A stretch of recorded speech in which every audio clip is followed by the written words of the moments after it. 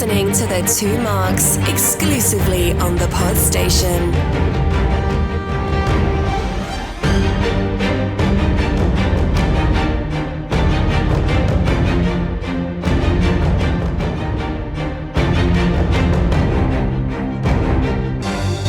Welcome, listeners, to a new show brought to you by The Two Marks. This time we're embarking on a vicarious journey of discovery through the Marvel Cinematic Universe. Hold on to your hats as we follow one person's experiences, watching all 25 movies in chronological order. This time we're reviewing Iron Man. Welcome to the Marvel Marathon. Note to listeners, I'll be updating the number of films as Marvel releases the new ones. Let me introduce my friend and co-host, Mr. Mark Pollard. Hi, mate. Hello there. I'd noticed that in your intro you haven't changed the name of what we're calling it. What are you calling it? The Marvel Rewatch. Oh God, here we go again. Are we going to do this every episode? No. Why not? You'll be bored. I will. 25. I'm already bored and it's only 3. Yeah, well, by the time we get to them, it'll be 28 movies. For me, it's a joke that just keeps on giving. For you. For you, and that's it. And you, and ba-ba-ba. Isn't that the theme tune to Jim Will Fix It? Yeah. Oh! Moving on swiftly. Anyway. So, yes, I'm good, thank you. How are you, pal? Very well, thank you. Yes, we're back again, episode 3. We are, and I suppose we should introduce the star of this show. Mr. Mark Pollard. The person who's gagged in, you mean? Oh, don't be mean. Oh, sorry, let's introduce our passenger. The variant that you picked up along the way and that has energised you both in this journey. Like a person from Dover, we found you in the wheel arch of our vehicle. It was a little bit cramped. Let you out, we've given you some airtime, so crack on. I'm a bit hungry though. Have you got a bounty? Taste of Paradise. Yeah. If they'd like to be a sponsor of the show, 2 marks at thepodstation.co.uk. Plug. A lifetime supply of bounties would be gratefully coconut. received. So, just for Mark, find something for me while you're out there. Shall we explain what it is that we're actually doing? Because we still haven't introduced the star of the show, Ishtar. How are you doing, Ishtar? Amazing. How are you guys doing? Good. So perhaps I'm going to leave you to explain this time, because this is the 3rd film, so you should be totally an expert at this by now. Why are you the star of this particular show? Because I am a Marvel noob, as you rightly say every week, and It's sinking in now, isn't it? it is, yeah. I'm She picking knows up the his place. dialect. Yeah, exactly. I've watched the Loki series and a couple of others, and as a result of that, have started to rewatch the MCU. And You're not rewatching the MCU. Well, you're watching. I'm watching it. You guys are rewatching it. Thanks for that. Yeah.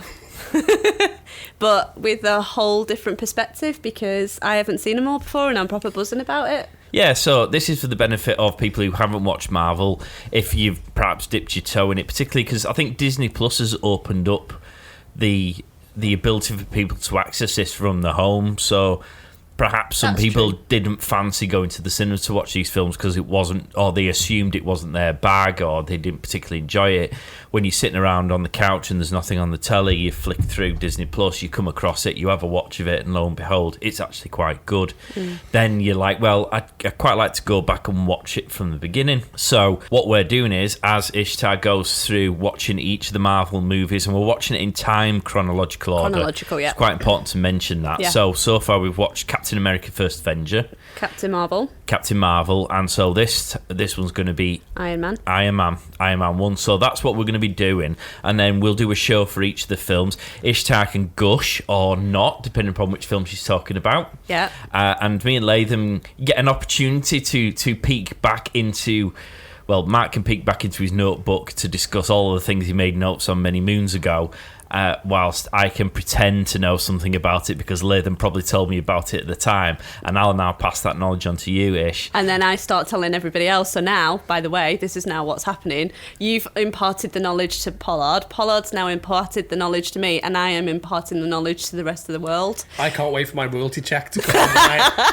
I will buy you a box of bounties when my royalty check comes in. It's like, thank you. It could be soon. I'm starting to get some serious Marvel credibility, and we're only on movie 3. Yeah, what I would like to add to this actually is I think that Mark and I would probably benefit now because we are seeing the I suppose the benefit of our waiting. So Iron Man, it's a gift that keeps on giving. Yeah. So we're seeing things that we've already kind of talked about in our last... Well, we've recently done a review on Shang-Chi, which nicely can be found on all the major podcast platforms on the Two Marks channel.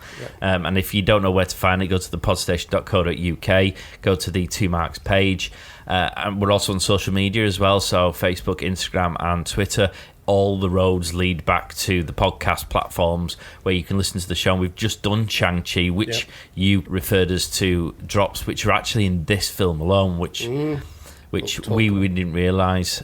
So yeah, it's still harping back to stuff, which is great. So, should caveat that with we aren't going to be doing any spoilers. I mean, Mark has developed a twitch since we first started this show, trying not to mention things that don't really exist anymore or yet.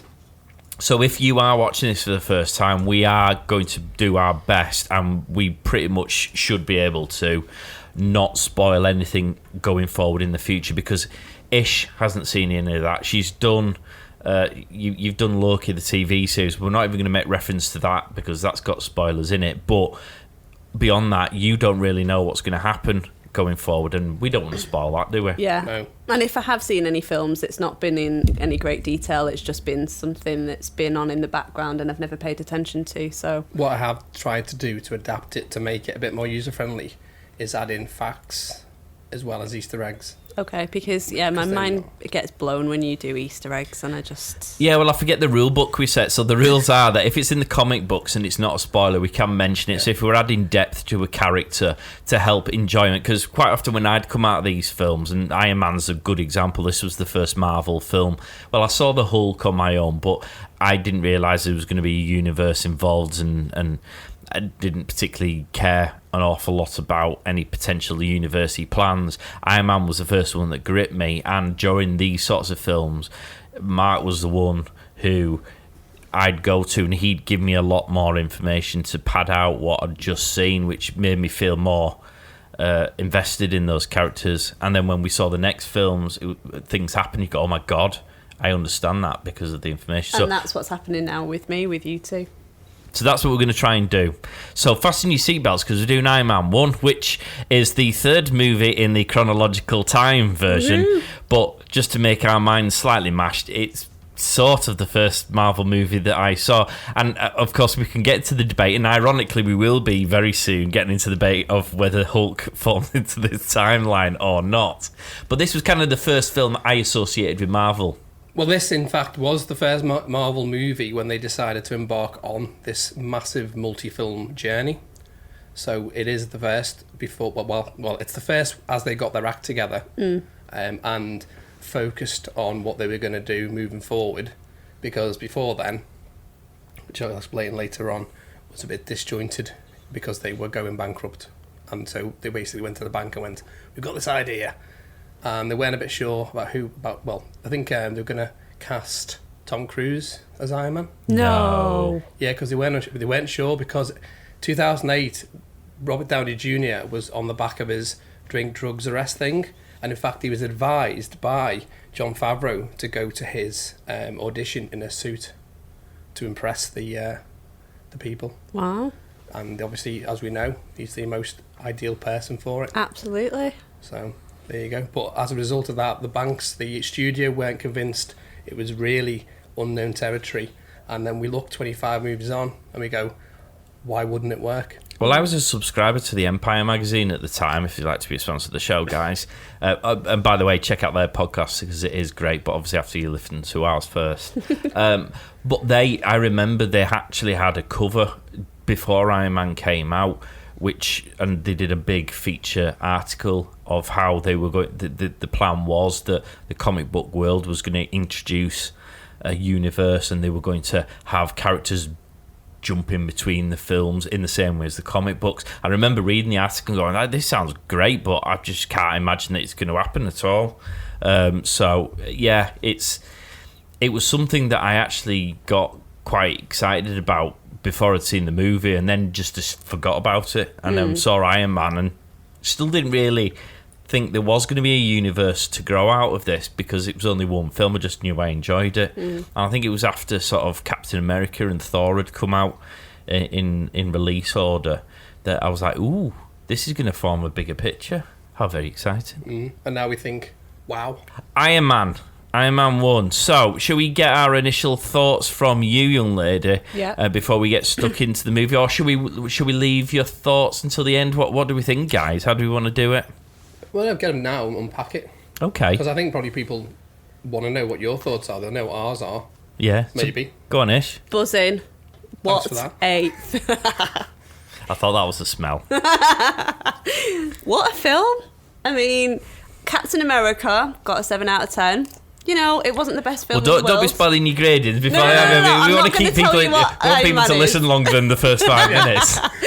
You know, and then I was a little bit disappointed with Captain Marvel because, you know, the whole cliche woman superhero. You and I agreed on that, Latham, definitely. We did, And then I watch Iron Man, and I just can't believe like how good that film is. It is so good, amazing. It's interesting that you come across as that because, having just said the preamble, which is it was the first of a multi-picture plan, Yeah. and the huge gamble from the point of Marvel, you watching it obviously as a third in the series, thinking it now kind of supersedes the other two, Yeah. means it's strong in that in chronological order, but also in when we saw it. Absolutely. And, you know, I have been reflecting on my very shallow comments in the last 2 episodes. Oh, with and Bucky. so just in general with my reviews. And so I have been very, very much surprised about the fact that I love Iron Man and there is no buffness in this film at all.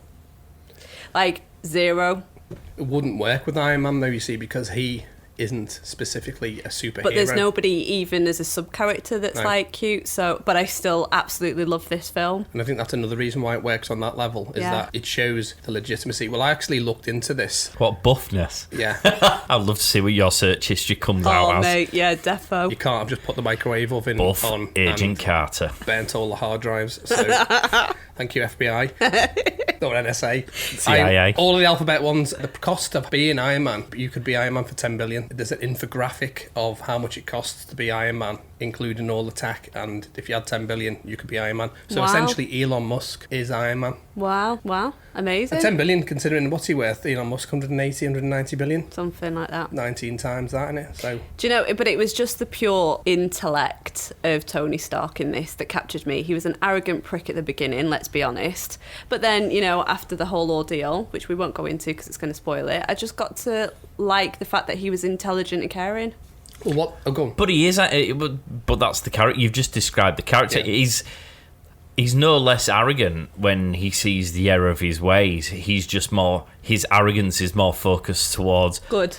positive, intended activities as opposed to things that just make money to enable him to continue to be an arrogant sod. Yeah, I mean, there's a podcast which I'm referring to as the Prediction Show from November 2020, where I think I actually broke down the fact that Iron Man is responsible indirectly and directly for every villain in the MCU.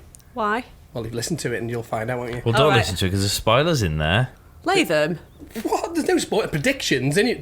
The spoilers now because I was right. Thank you for that. Well, what happened in the comics is he left university at 15, went to MIT at age of 17, and what the film does very well is it provides exposition in a unique way, which is newsreels and newspapers and Time magazine things. So if you're looking at that very quickly, you can see his rise.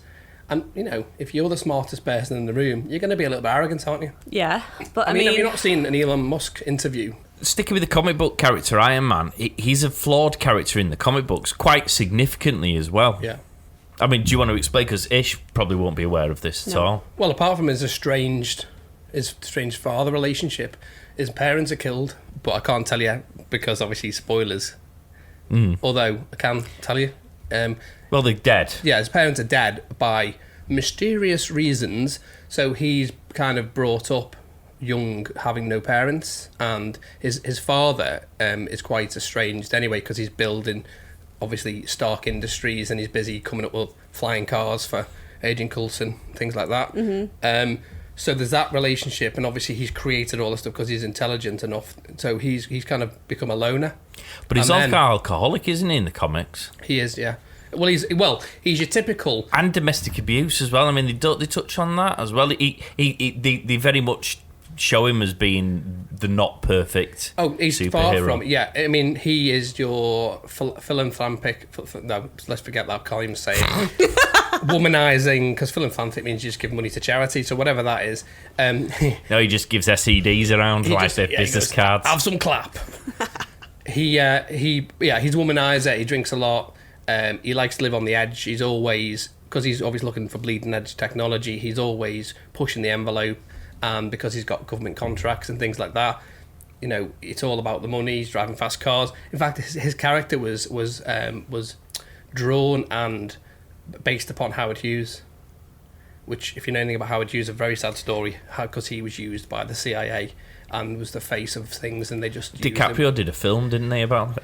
He did, The Aviator. Yeah. Right. Well, in fact, he was very pioneering. He was into films, and he pushed the envelope. He ended up doing one film, I can't remember what it's called, where umpteen stunt people were killed. It was the biggest aerial dogfight scene for a World War One film of its time. And they basically tailored Tony Stark on Howard Hughes. I mean, it was nice, the fact that you got to see how Howard Stark's story ended and how Tony Stark's story began with this film, because obviously that was left open from Captain America. So that was nice that transition was there so quickly for me. I didn't know anything about Howard Stark because this was the first film that came out, and this therefore shows I haven't had what you've had. Yeah, which is super beneficial for me, actually, chronologically. Because we hadn't seen... I didn't know anything about Captain Howard Stark. America. They make reference to him in the films, but I haven't seen him in anything at this point, so I don't really... There's nothing to gravitate towards, whereas having seen Captain America where he's in the film and there being a couple of references throughout, you do have slightly more understanding of Tony Stark before you've even met him, whereas to me he was just the guy in the opening scene with ACDC rocking the house, drinking, a whiskey on ice in the back of a Hummer in the middle of some desert. Was a great scene. That was absolutely hilarious. Well, he's doing all the Instagram stuff. He's the kind of because obviously 2008, so it's kind of before TikTok and all that. And he's essentially your first influencer. Yeah. And he's all about the image. What a showman, though. Yeah. The way he times the demonstration with the missiles. I know. And then he's got the cocktails ready as a free thing afterwards. I mean, it's called a Peacemaker brilliant. or something. Yeah. Yeah, man, it's hilarious. Absolutely fantastic as a character. Yeah. So, I suppose maybe we'll delve into a bit of the storyline. You're just checking it's still on. I've just become self-aware that it's filming. So we'll perhaps start digging into film, and we'll pick up characters along the way. What we would like, or what I would like very much, is for you, Ish, to guide us through and stop us at things as you go along, so that you can give us your thoughts and insight. We mentioned the opening scene of the ACDC. It kind of does one of those time things, doesn't it, in this, where you start with the explosion, then they go back a couple of days to explain how it got to that point, which was a relatively new concept at that time. It wasn't quite as normal and routine as perhaps you probably find now. You've had the explosion, but then we go back to him a few days earlier. What were your initial thoughts of old Tony? That he was an arrogant prick. And I was like, oh my God, I don't know if I'm going to like this character or not. Because he was, exactly how you described him, Latham, in the comics, that he was, just a demon. A knobhead. Yeah, basically, just, living off his dad's money, and you didn't really get a good indication that he was as intelligent as he was, and he was just, he didn't turn up for that award ceremony, so he didn't really give a shit. He was just flying off the coattails of his dad a little bit, so... But even then, that's the superficial argument, not to pick up on your general style.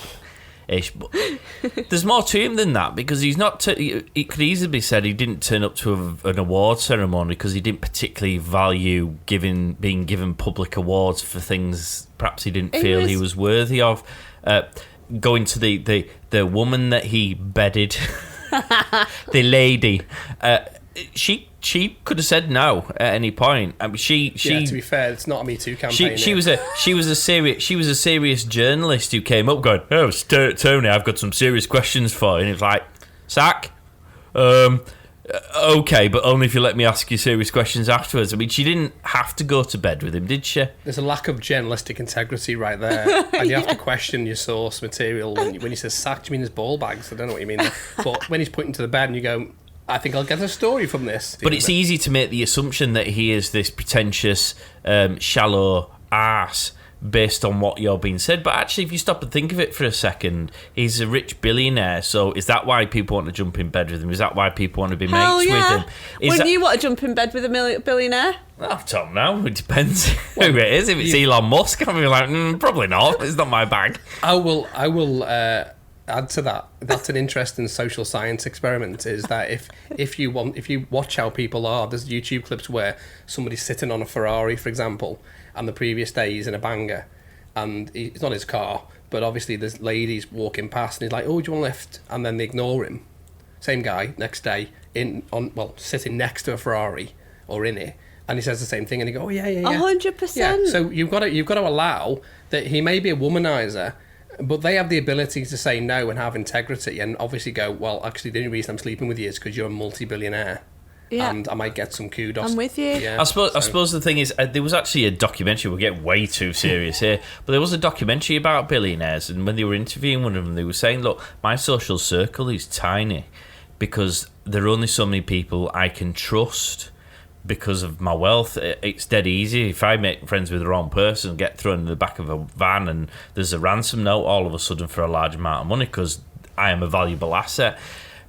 There are also limited people who can understand my situation, and they weren't doing it for a sympathy vote, but they were saying there's only certain people who can do the things I can do or afford the things or understand how little value money has when you've got so much that you can buy anything you want. So it's not really money that you're looking to develop in your life. And so I suppose with Tony Stark, that's a great example of, he has his mate Happy Hogan. Rhodey. Oh, Rhodey. So he's got his mate Rhodey, but beyond, and he's got Pepper, and he thinks he's got Obi. He's got Happy Hogan's his kind of driver, isn't he? Yeah. And confidant. Yeah. So he's got those four characters, but actually if you watch this film throughout, particularly in this beginning bit where we're assuming he's a prize nugget, he very much sticks within the safety zones of those people he holds quite close because he's probably guarded against being near other people. He doesn't want to be around other people because he'll get that artificial, oh, hey, Tony, how are you doing? I'm good. I've got this new business idea if you want to throw us a couple of quid. Absolutely that. That's literally a Dragon's Den pitch every time he goes out. And could you be arsed if you're going to KFC? I hate people now and I've got no money. So that's a good thing, is that if you've got no money, then that's a good thing, isn't it? Because if you've got people around you and you've got nothing, then if you get something and they're still there, then it's good, isn't it? Oh shit, well thanks for just proving that I was still as superficial as I have been the last 2 we episodes. found you in a carton, so it's all good. Holy shit, I was trying to better myself, but I'll attempt it for episode 4. Well, Mr. Pollard's point is really valuable because what you see at the beginning is he's guarded, comes across as being arrogant, but actually he's not. All he's doing is he's created a protection around him. Because Rhodey is his mate, but Rhodey works for the government and the military where he's got contracts. You know, Happy Hogan essentially is on the payroll to protect him, drive him, take him to functions. Pepper Potts essentially is his secretary PA, although we know as things develop, it's a bit more than that. Well, it has started to look like it's developing. But also, I'm saying comics as well. Yeah. So, I mean, it's only a mistake if you don't know the comics, but, you know, you can. You're intelligent, you can pick up on the vibes of where it's... Oh, yeah, 100%. Yeah. And then, obviously... the Obadiah, which is interesting because in the comics it's different to the film. His is kind of pseudo father figure that you kind of glean has picked him up when his father's been absent or dead. You get that from the movie as well because it said it in the. And what happens as the movie continues is they sort of fall away. Well, I don't think Tony changes particularly as a character in this film. The key difference is he finds he has a focus for his energies. So he's still got the workshop. That workshop where he was building all his suits further down in the film existed before he got there. So he clearly loved tinkering around with things. He loved building things. He loved learning things. So that hasn't changed. And the business that he's inherited, what they did as a business just simply supplied him with the cash to be able to do what he was doing. He didn't really have any interest in the weaponizations type of things, and because of what happened to him, he suddenly found himself a focus in his life, which gave him the ability to throw all of his thoughts and his skills and his knowledge into that one thing.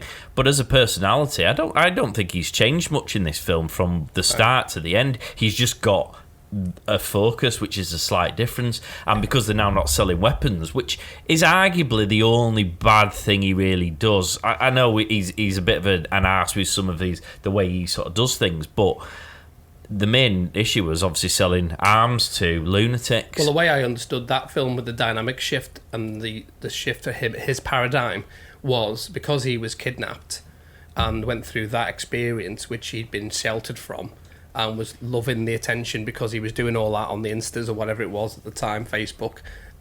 Is that what they do on the Instas? Apparently. I'd be rubbish on the Instas. Oh, you young kids. Young man.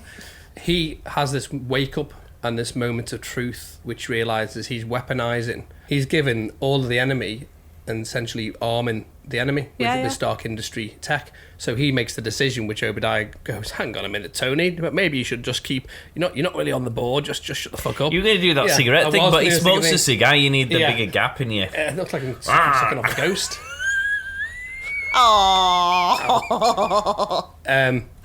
Obadiah is like, oh, hang on, Tony, maybe you should leave it to running the business to me, because he's inherited the business, knows nothing about it, playboy, driving around in Ferraris, whatever, and then suddenly has a conscious moment of clarity where he goes, we're not going to do weapons anymore, and because of what he experienced, that then changes his trajectory to making the Iron Man suits. Latham, you've missed a whole chunk of the film. Tell that's me actually what I've really missed. important when he's in the cave and who actually abducts him.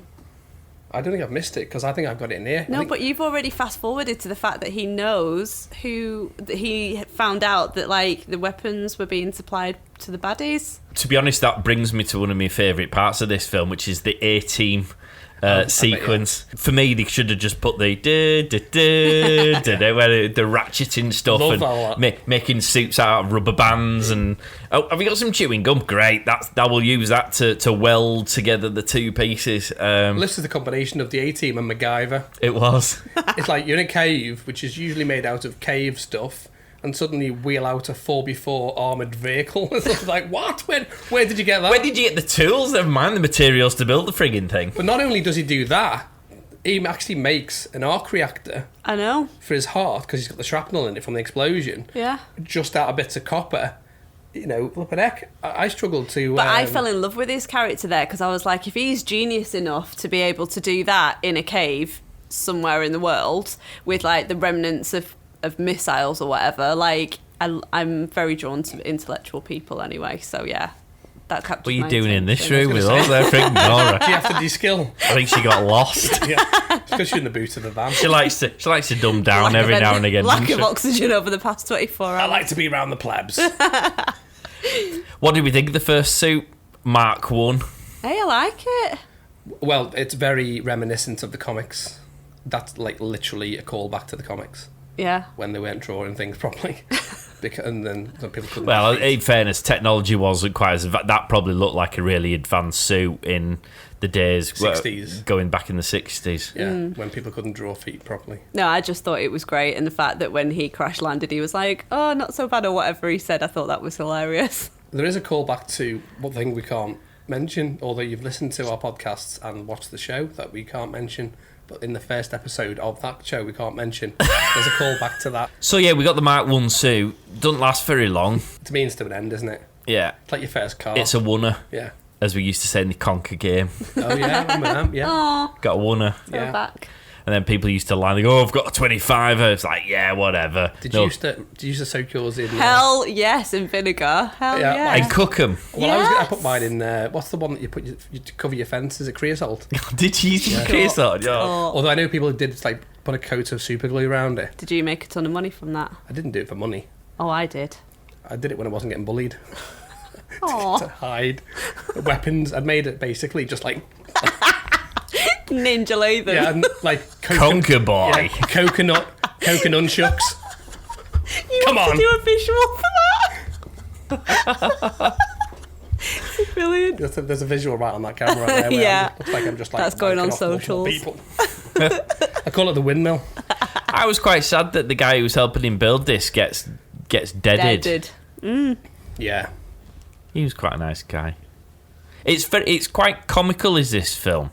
It's weird because Marvel are really kicking the tires, finding the nice balance between humour and weight But to you their say characters and storylines. You say that for every film at the minute, though, that they're still kicking the tyres, because you've said that twice. Well, yeah, because this was the first film. Captain America was the first Captain America film, so they very much were kicking the tires with that character. This is the first bloody film they bring. I mean, I'm ignoring Hulk for the benefit of this conversation because, This is getting as far as issue. as far as I'm concerned, it had sod all to do with the MCU until it suited the experiment, and then someone wheeled it in.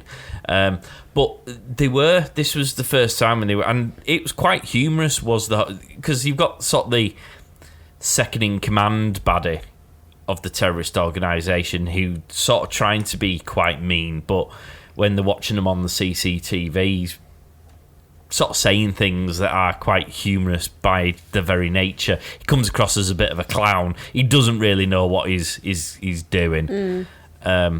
Whereas then when they start talking about Tony, or they start following Tony in a bit more detail, they do show him as a bit less of a... Anyway, I'm just saying. Aww. There's at least one of us who isn't superficial on this show. So he escapes Yeah, he does. in his suit. In great, yeah. And With great- then lands back in America and immediately wants to go and give a press conference. And have a burger. Well, Classic. we had the conversation about this, didn't we? How this film always makes me want to have a burger. Yeah. Can I ask a question just on that? If you had a burger, which place would you go for your burger? Mackey's every day. Are we not It's friends tough, eh? anymore? Well, it depends on what you see. Mackey's always makes me feel regretful and dirty inside. But that's what a burger should make you feel like. I know, but I get that. I love a Big Mac. If McDonald's would like to be a sponsor of the show, 2marks at thepodstation.co.uk. But sometimes I want something a bit... something I can't get my lips around. Oh, Lord. Talk about the burger now. Tell me what you think. What about you? You've not told me where. Yeah, you didn't even answer the question. Yeah, what you've done is just share. Well, this is the thing. I yo-yo between maybe a Mackey's when I'm feeling a bit rough or a bit fed up, or somewhere a bit more expensive, which might be a posher restaurant, like a gourmet burgery type place, which gives you with extra nice barbecue sauce and extra nice pickles or cheese and bacon on the top, and maybe one of them onion rings going in there, and it actually stops being a burger and just becomes like a 4-course meal, just stacked vertically. So I fluctuate between those two, really. And you lay them. It's Five Guys all the time. Yeah, they have got Peanut good butter, food. all the way burger with peanut butter. What? What? Oh, yeah. Ew. Well, don't err me. If you want to be a sponsor, Five Guys, fuck these two off. I'll wear your shirts. I suppose it all depends on who's paying, really. I've got the expensive places, someone else is paying. With Five Guys, you've got a combination of McDonald's. I and thought you were Burger King. being rude when you're talking about Five Guys. I've never heard of Five Guys. I thought you were being I have like, heard of oh, I Five love Guys. Five Guys. They are amazing. Their burgers are mint. I also like eating burgers when I've got Five Guys. Because it does take it out of you. Holy It's shit. a bit too much meat. You get the meat sweats. It does leave you a bit sweaty and moist at the end. I do have to get the Kleenex out. Five Guys is a combination of quality meat, better than Burger I mean, King. how can you even continue this conversation right now? Because Five Guys. And go there twice, 10 guys. Oh. It's like an orgy of meat, isn't it? Like, So there you go. We want to be a sponsor, not Five Guys, but the company Five Guys. Interestingly, just a side thing, the guy who set it up was told by his teacher he would never amount to anything and would be serving burgers. So he took that. He's now a multi-millionaire. Serving burgers. Yeah, Good or lad. just watching other people. It's just a really nice place to go, and I would challenge both of you to go to there and have one of their shakes with bacon. And I feel we're digressing. I know. So, getting back to this film. He'll be going. He'll be like, to the Five Guys. I don't know where there is one. It's Anyway. at Cheshire Oaks Coliseum. This is where he decided. Well, this is where he officially announced that they're not making weapons anymore, which obviously puts the bee in old Obadiah shits himself. Yeah, he does. It was like, oh my god! We had the share price plummets. Literally, doesn't it? We also we meet a few more characters in a bit more depth at this point, don't we? Because we meet Happy. Yeah. Do we like Happy? Oh yeah. Are we happy about Happy? Oh yeah, absolutely. I mean, there wasn't really a lot of him. Really, he was a very sub character. I think what we might be doing. Yeah, we might be jumping ahead. Yeah, we might be thinking what we know now of him and going, oh, he's amazing. Because what did you think of Pepper? Because up to this point, we have seen a shit can the journalist who which was hilarious that sometimes she has to take out the trash. I loved that line, and I loved Pepper from the minute that she said that. Yeah, I mean, top class. Yeah, I love her. She obviously genuinely has care for him. You can tell, because anybody that deals with that kind of bullshit genuinely, loves what she does and cares about the person. So, yeah, I think she was a great character. Intellectual, caring. I mean, what else could you want? I mean, Obadiah comes round just to express his concerns about Tony's position by coming round to his house at night with something that made me want pizza. Yeah. I mean, my cholesterol goes through the roof every time I watch Iron Man 1. Like burgers, pizzas. Yeah. Donuts. Yeah. Yeah, no. She was great. It was a good introduction for him as well. But Obadiah's a great character. It's not a spoiler, because if we're talking about this film, we know at the end he's the bad guy. But is he a bad guy in the comics? Yeah, he is. He's not. Is he? Yeah, he's not. They've changed it, like I said, and most of the other things. They've taken the core comic book stories and they've adapted and updated it to suit their MCU. So he's not linked to... In the comics, he's trying to take over Tony Stark's company. So he's not part of the business. He's actually an external threat. Yeah. And I like him, the actor that played him. I think he Jeff was Bridges. Fabulous. Yeah, he does a great job in this, doesn't Fabulous job. Did you know most of this movie was improvised? No. What, his character? No, the whole film. No. His character, when he turned up to set, often Jon Favreau, who directed it, I think, and Tony Stark, Robert Downey Jr., would be often doing improvised rehearsals. Right. And he's gone on record as saying that he found it a bit difficult because he would read his lines, know his lines, and be prepared, and they would just be riffing off each other. So there you go. No way. That's cool. So it kind of freaked him out a little bit, because obviously being a professional. Also, there's a rumour that actually, and I've seen an interview with Robert Downey Jr. on Iron Man 1, that he wears an earpiece with his lines being fed to him. No way. Who's that? Robert Downey Jr. Oh, right. Because his exact words were, people want to buy into the performance, and it's easier to do the performance with that happening, and not not wearing a lot of costume. So over the years, his suit has become more CGI to allow him to do the performance, which I find a little bit naughty, really, especially when you get paid $50 million for 15 minutes in the Spider-Man film. It's like, oh, I'll do it for 40. Hands up, he wants his toy shop downstairs, his little hideaway den. Yeah, the car's got me. Oh, well, I did cry a little bit inside when he had the heat thing going over there. I was like, oh, The paintwork! Yeah. The paintwork! His OCD. He's like, no, move the cars! Well, Tony Stark did actually say that as well. No, not the cars. But yeah, but To be fair, though, multi-billionaire, you just go, we'll buy another 10. I know. But yeah, it was an amazing And he's got a workshop. robot he can talk to. Well, he's got two robots he can talk to. He's got his voice, he's got his internal Siri machine. Jarvis. Yes. Yeah, The Jarvis. One he bullies. Yeah. Yes. Well, Jarvis, he doesn't really bully. Jarvis is like his co-worker. That's The hand thing that is the one that he's quite mean to. He is Yeah. a bit naughty. Can we say that? No. No, we're not going to say that. We're going to say just pay attention to Jarvis and who he becomes. He's an important character. Well, of course he's an important character because he's Tony Stark's computer, but Yeah. you can't allude to anything beyond I'm not that. alluding to anything But else he's beyond important before this. that. No, he's not. He is. You've not seen You've not seen Agent Carter, have you? No. Well, there's your problem. But Because Agent Carter... No, because chronologically Agent Carter came out after Iron Man, so we can't mention it. You and your fucking rules. But you'll have to watch Agent Carter to see what he means. okay. Yeah. You know what I mean, don't Yeah, you? I know what you mean. So there. Fine. So yeah, there you go. And then we go to he doesn't get invited to the big party, does he? So he just party bombs. Now, I made a witty retort at this point because I who? referred to the Klingon at 6 o'clock, which was the journalist coming over the shoulder. She's like, "What? She's back. Yeah. Take your hint." Yeah, I know. We don't know who you are now. Yeah. Security. Happy Hogan, stage left. But this is when Pep Yeah. and Toe Get it. find a moment. Yeah, exactly. No, that was a cute moment. She genuinely cares. He doesn't realise what he's got. I think he No, does. I think, yeah. Until he goes through that process and he starts to see her in a different light. You see, I disagree. I think he already knows who he's got. I just think he has an inability to express it because of his upbringing.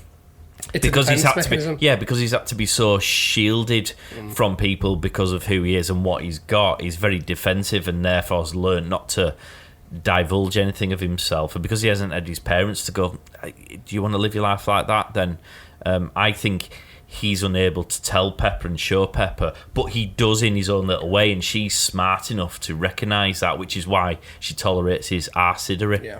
He has attachment issues. By the way, I'm copywriting that word. Arshittery. Arsiddery. Arsid. Put it in a sentence.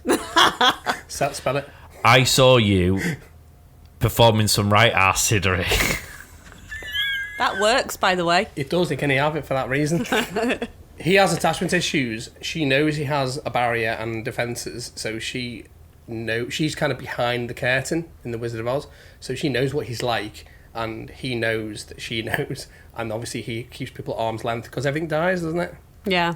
No point in starting something that's going to end. So I roll. Can we mention Coulson now? We can mention whatever you want. You're in charge of this show. I'm only talking because there's a quiet point and You're saying nothing. Awkward silences make me feel awkward. But if you want to talk about old Coulson, I'm all for Coulson. Team Coulson. Oh my gosh. I love him. Move Bucky over. Ooh. Shallow. It's not shallow. Well, hang on a minute. Moving him over just means there's two now in there because it's not like get Bucky out, which would imply replacing. What we've done is we've just added to this little shenanigan. And it is shallow because you've only gone 2 movies ahead and you've just jibbed him off. So it is a little bit shallow. You chose him for shallow reasons. Although it says- You've jibbed him for other shallow reasons. It says a lot about that she's now gone for the more balding Coulson as opposed to the one with plumes of hair from Captain Marvel. Yeah. Yeah. You've seen both types, haven't you? Yeah. And you still jibbed off. You still jibbed off Bucky. No, I liked his character. I mean, we got an introduction to him in Captain Marvel, but we saw him a little bit more in this one. And there's something about Coulson that I love, honestly. What? Because Because he's not in this film massively. No, he's not. But they're alluding to his kindness and his good nature, and he's obviously trying to help him because he constantly tries to approach Pepper or to approach Tony Stark and be like, we need to have that conversation. He's there when Obadiah goes, cray, and thank God he was, because I was like, oh my God, thank God he's there, because Pepper could have been in deep shit. Well, she ended up being in deep shit for a period of time, but... Well, it's because she was standing right next to the sewer tank, but that's what happens, isn't it? Yeah, she's getting a burst. Need to get good. It's all that drainage pizza company. and burgers it's that they've been full. eating. Yeah, but I think I liked his character a lot in this, and I'm excited to see how that develops now moving forward. Coulson and Happy Hogan are both the humorous characters that break up that bit, isn't it? Yeah, because this is the first one where he gives the full title of S.H.I.E.L.D. Yes, which I have actually put in my notes. Go on then. Strategic Homeland Intervention Enforcement and Logistics Division, because we failed to note that last time. Now- So I noted it down this Well, time. we found this funny the first time we watched it because obviously they're going, oh, you need to get an acronym. You need an acronym for this. And you go like, ha ha ha. But we've watched 2 films now where S.H.I.E.L.D. exists Yeah. and has been mentioned. So it's not, I didn't find that quite as funny because they're all going, oh, Witty Bants, that's a boring long name. And there's going, yeah, we do need to sort it out, don't we? Actually, it's already been sorted out. I've just watched 2 films where it got sorted out. So just turn around and go, listen, dickhead, here's what it's really called. Yeah. Yeah. No, it wasn't. But at the time, it was, you're absolutely, at the time, I was like, yeah, that's dead funny. Yeah, because at the time there was nothing else, was there? So. No. But he's very patient with them. Yeah, he is. That's what I love about him. His patience and his niceness. Okay. And it's just raw sex appeal. There is something about it. I don't know what it is. He wears nice suits. Yeah, receding hairline. I don't Bald, know. which means he's full of testosterone. Maybe. That was a good sound effect, that. Yeah, got me going now. Full of testosterone. It's full of shit. He's test trialing his machine. Do you want to rephrase that? Yeah, well, following on from the Coulson conversation, I should rephrase that, really. Yeah. Tony's got himself a new machine The that arc he's really reactor. excited about, and he's trialing it. Well, there was a couple of things, wasn't there? First, he needed to swap out the heart thingy that he had. Yes. That was a bit of a grim moment when. Oh, yeah. Oh my god. Because what did you say? I was like, I could feel it coming out of my chest. Yeah, but that's not what you said. The operation scene. What did you say about getting goo on your hands? No, I don't even remember, but it was... Right, Don't even remember. Oh, I love it. Oh, you don't remember? I'll pay you cash. But it is when he's dipping right in and coming out with that. Oh my god! It is horrible. I did love the doctor reference though. The Yeah, operations yeah. when he touched it. Goes, No, he's messing around as well. well, I don't think he was though, was he?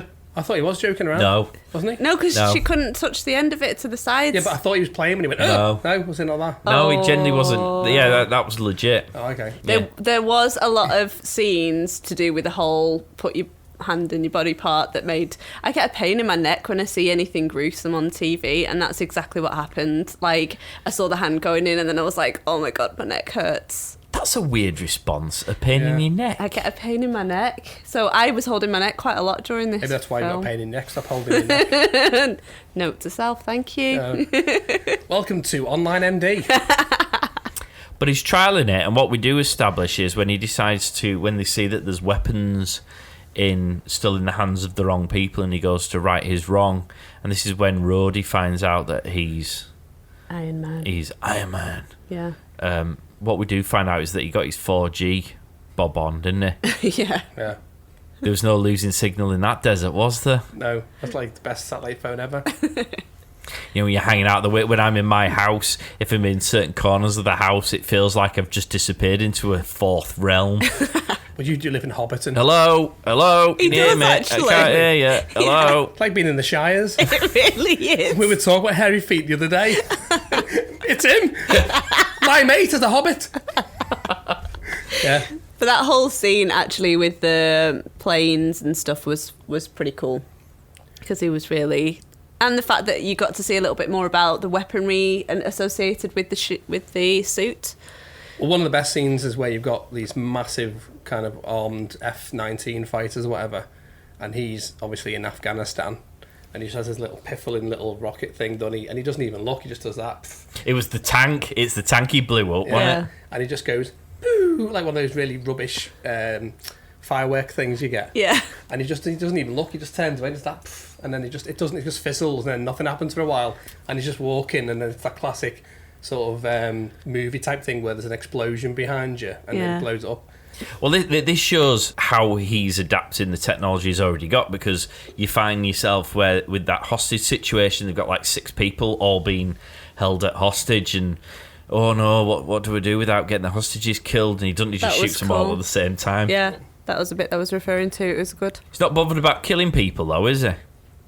No, but he's killing the baddies, so that's all right. Yeah, but could you do it in a slightly less Gruesome. destructive way? Why would you want to? Could the bullets not be darts that just put you to sleep instead? Because Captain America wouldn't be quite as lethal with how he does it. Although actually, I suppose he sort of did. But you know what I mean. I think it depends on your lifetime experiences. I think if he was fighting in World War II, Captain America would be kill, kill, kill.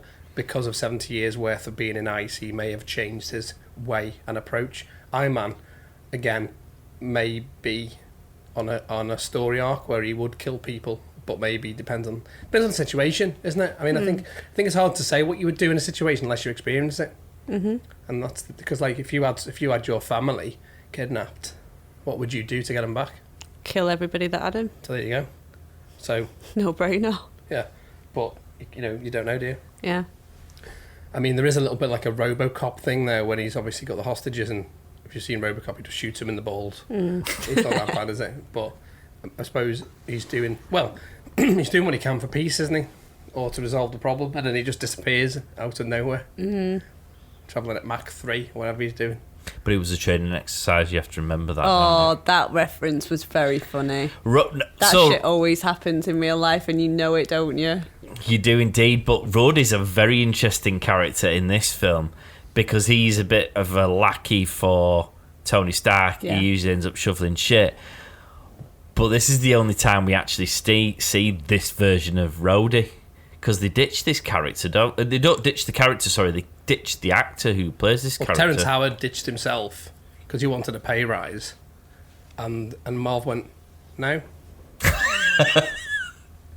He played this character really well, so it's a shame that he scruffed it up for himself. One and done, baby. One and done. Yeah. Actually, I think the chap who plays him in the sequels, I think he's better. I do. And Who is that, by the way? We have to wait and see, won't we? I'll tell you. Spoilers.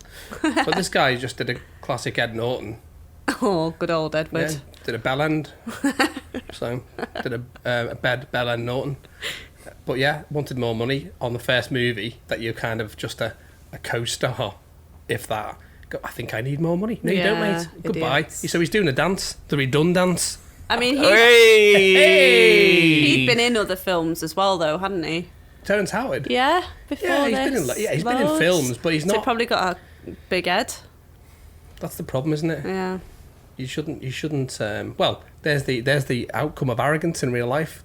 A studio will just go bye. Yeah. It's a bit of a shame insofar as Rhodey's quite an important character in the in the Tony Stark world. Yeah.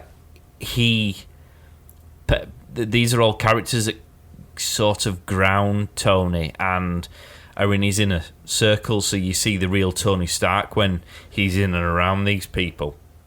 And so I feel sorry that this character, this guy did change, because I suppose it sort of takes a little something away from him in this film for me, because I know he's not going to be around in the future films, albeit Rhodey as a character is. Yeah. Because I don't see him as Rhodey in this, because he's now not the Rhodey I recognise as being Rhodey, which is a shame.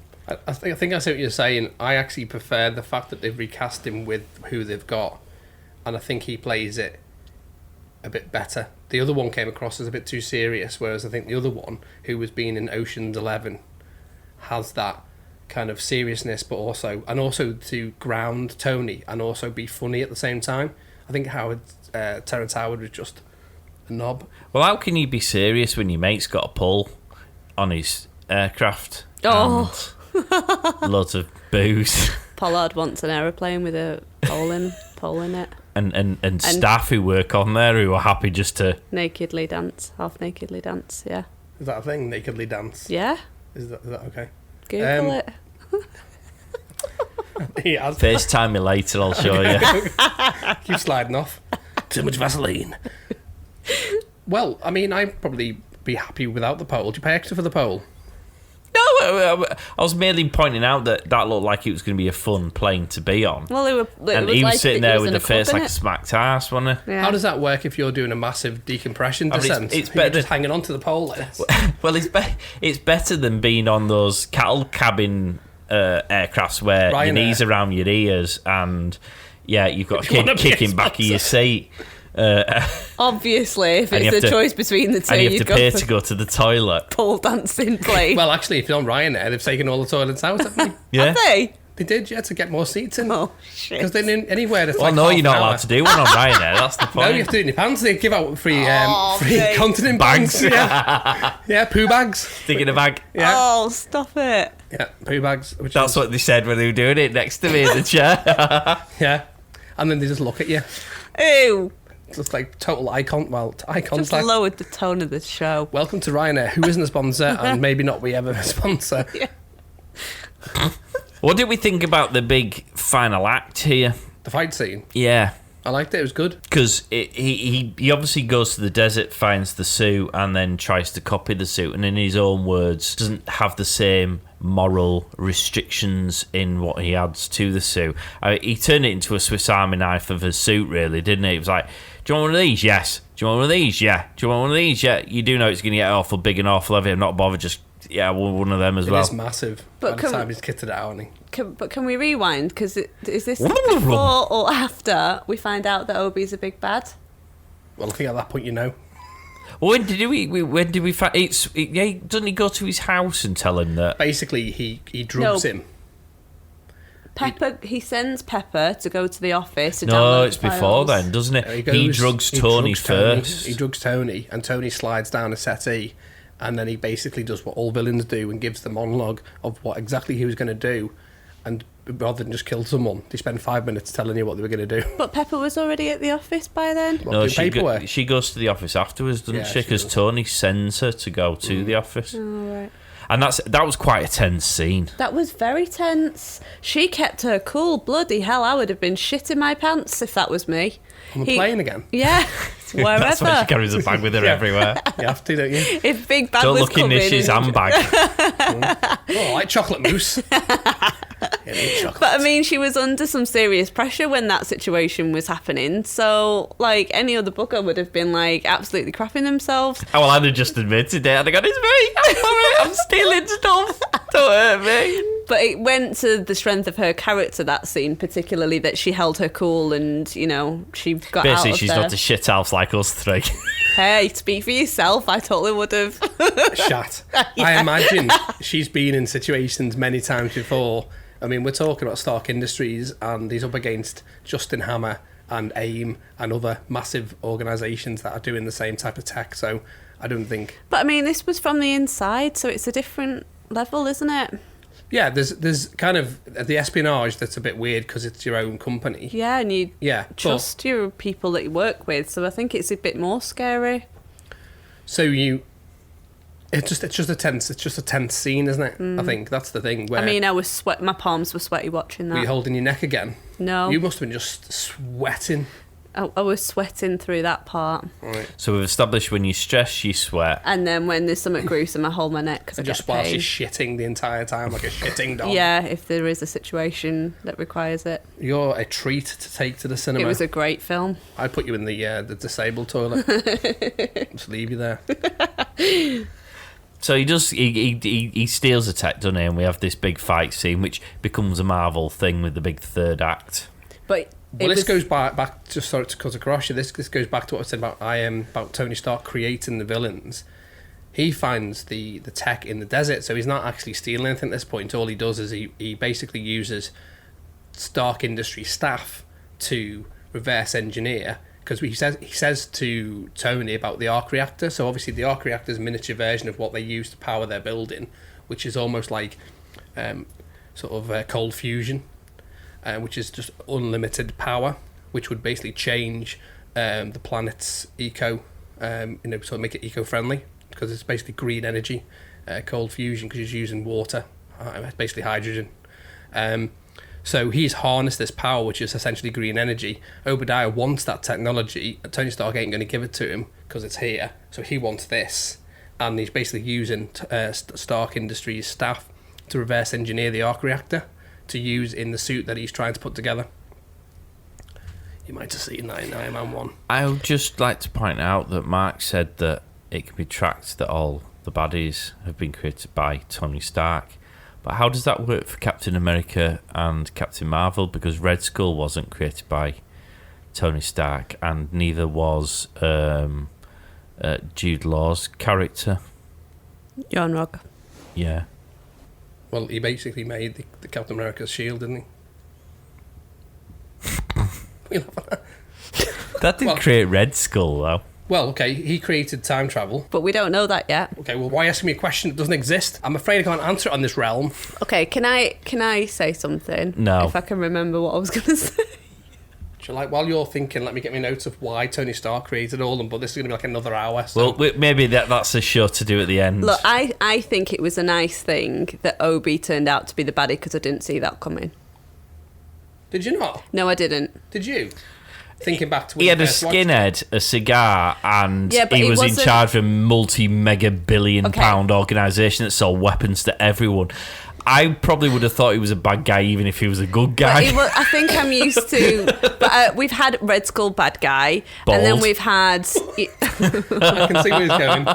Then we've had Ronin Blue bad guy. Bald. Then we've had Yonrog yellow-eyed bad guy. Balding.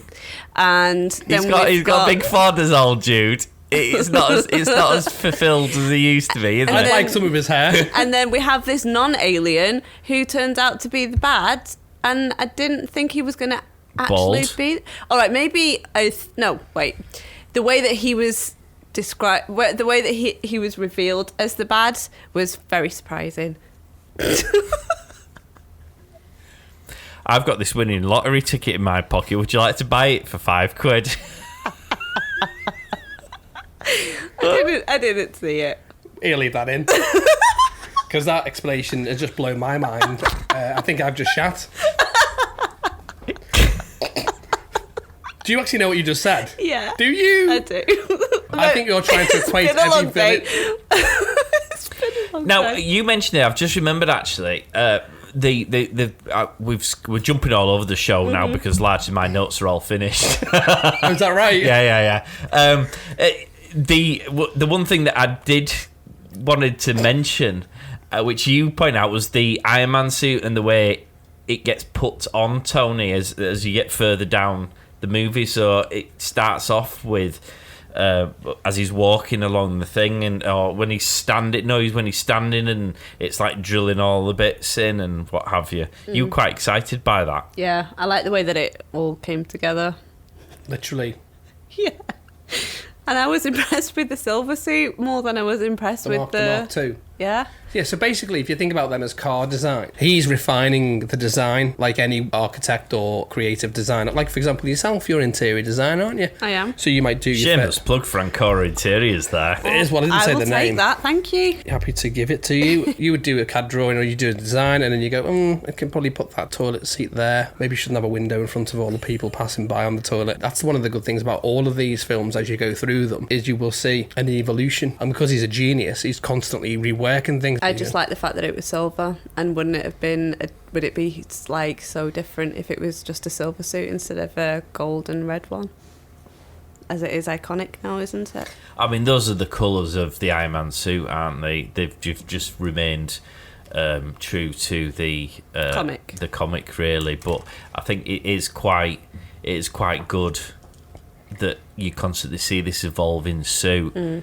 In fact, Marvel do this throughout the films. It's not a spoiler to say that their outfits do continue to change and modernise and adapt and adjust as they go through. And that's quite nice because it maintains the continuity of the character's look, but whilst also it feels like it fits a bit more.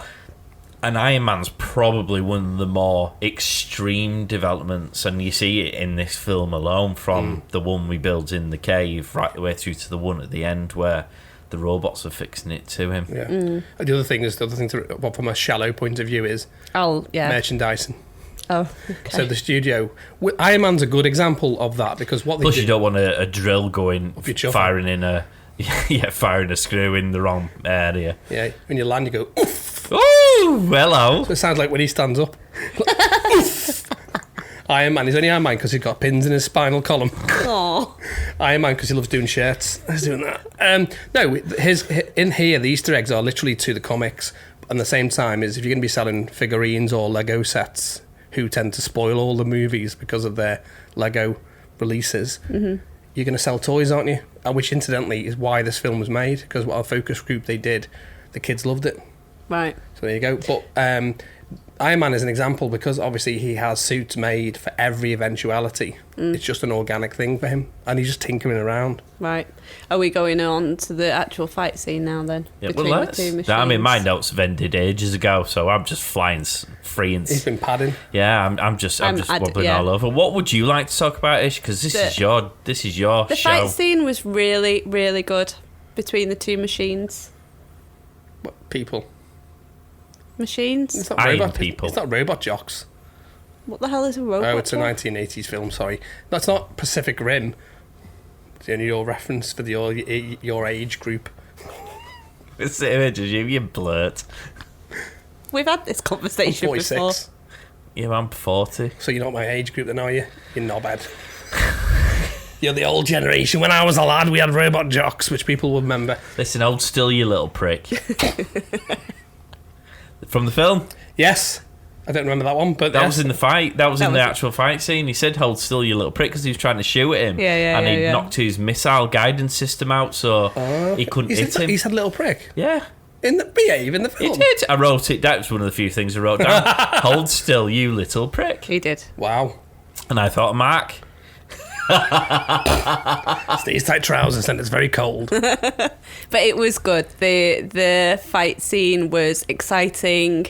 The way that it involved all the different characters was exciting. How Pepper was reacting, the fact that she played a somewhat pivotal part in, helping Tony out on that. Coulson, but bless. I think you've hit on a point there, which you bang on about, and I generally switch off because he has a soapbox he occasionally climbs on, and I just get bored of listening to it. It's not that it isn't right, Sacrilege. And it's difficult me saying this because I'm a man, so I don't feel like I'm appropriately qualified to pass this sort of a statement, but one of the bigger criticisms of Marvel sort of in these first few phases was the fact that there wasn't a strong female character-led movie, and I understand people's arguments for that. For example, I would have liked to have seen a Black Widow movie. You don't know who Black Widow is yet, but way earlier than it was. However, we've watched 3 films here, and there have been 3 very strong female characters. Massively. Captain Marvel was a lead, but alright, that was 12 years after this Iron Man film, so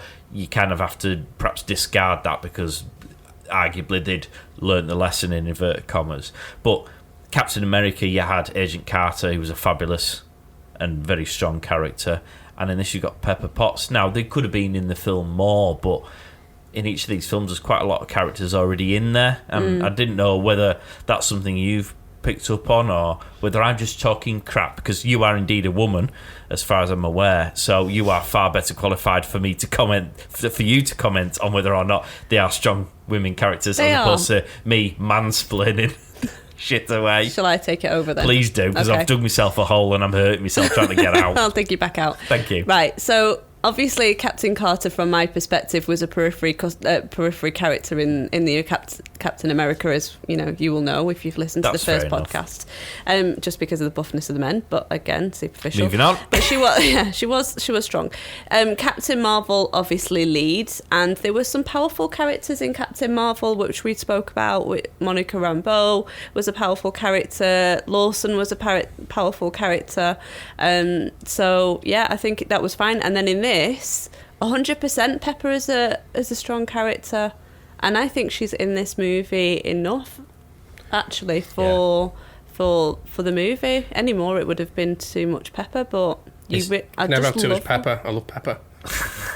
It's just a shame Gwyneth Paltrow couldn't give any less of a shit about comic books.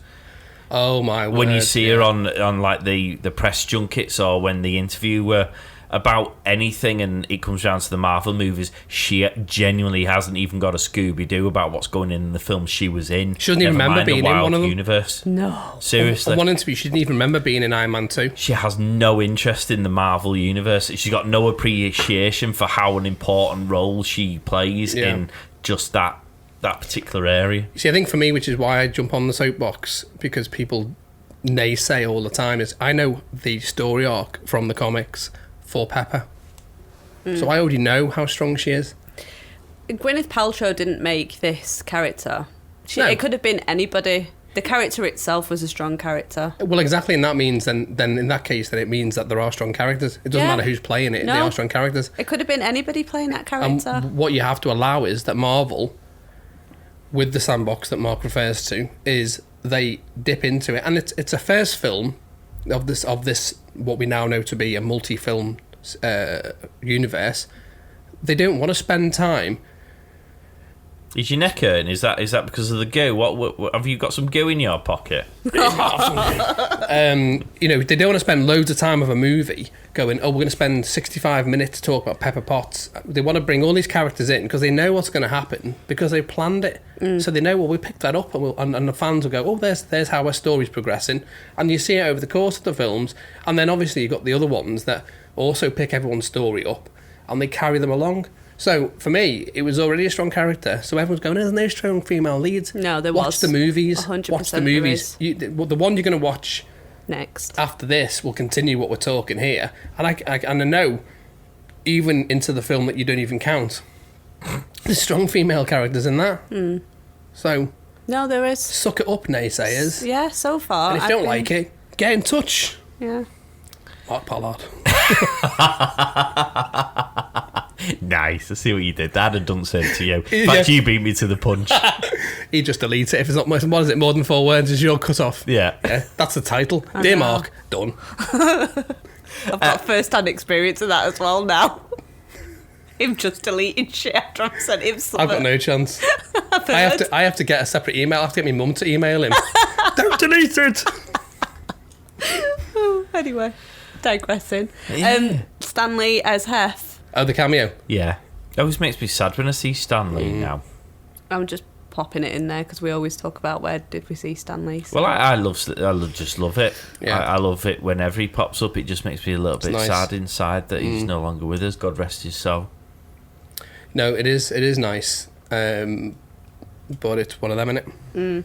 Sorry, we've just Shit pushed back. happens, yeah, it's alright. You've just made me cry a little bit inside. Yeah, Right, back to the fight scene. What other You love this fight scene. what other sad and miserable things can you point me towards just to make me feel even sadder? I'm going to have to watch Titanic to cheer myself up. So, okay, we're coming towards the end. So Yeah. Well, the fight scene's at the end, I It guess. is, yeah. You're technically right. So obviously, Iron Man wins. Yes, of course. Obs. Obs. It's interesting how he wins, though. I think this shows the thoroughness of Tony as a character with the extent to which he has, and to use my favourite phrase, kick the tyres of the technology he's using. He's properly tested it. He's thoroughly exposed it to the extremes, as you would do with any form of technology of this particular nature, certainly. Whereas Obi has just come in and gone, oh, that looks cool, I'll throw that on and have a go at it, and fundamentally fails because he hasn't been as thorough In his research, yes. And that's interesting because that's a thread and a style that Tony does throughout, isn't it? You see him in his workshop, and he's really trying things, and he's trying the hands first. Yeah. He doesn't just Trial wake and up error. one morning and there's a whole suit. No. He's building it bit by bit and testing it bit by bit, and then when it's all together and it's been tested, he tests it some more Yeah. and then a bit more besides. It does add depth to his character as a result of those scenes. It you're shows right. he's quite meticulous, Yeah, and he's and I quite love that. responsible with how he's doing it. Yeah. Yeah. He's not just, I've got a thing that makes me fly, right, let's go and save the world. Yeah. Yeah, well, it's kind of the guy who invented the light bulb and the Wright brothers when they're trying to do early flight.